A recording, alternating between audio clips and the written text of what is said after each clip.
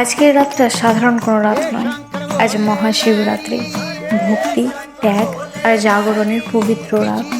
এই রাতে দেবাদিদেব মহাদেব তাণ্ডব নৃত্যে সৃষ্টি আর বিনাশের ভারসাম্য রক্ষা করেন। কথিত আছে এই রাতেই শিব ও পার্বতীর পবিত্র বিবাহ সম্পন্ন হয়েছিল। তাই এই রাত শুধু উপবাস নয়, এটা মিলনের প্রতীক, শক্তি আর চেতনার একতা।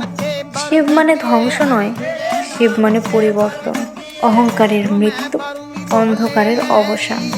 এ রাত অন্ধকারের নয়, এ রাত অন্ধকার জয়ের। এক ফোঁটা জল, এক মুঠো বেলপাতা আর সত্যিকারের ভক্তি, এতেই তিনি সন্তুষ্ট।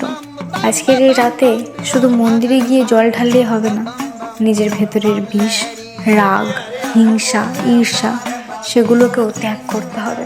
আজকের এই পবিত্র রাতে চেষ্টা করুন নিজের ভেতরের অশান্তি, রাগ, অহংকার সব কিছু শিবের চরণে সমর্পণ করতে।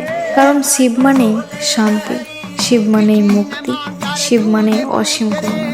আর সত্যিকারের শিবরাত্রি হয় হৃদয়ের ভেতরে।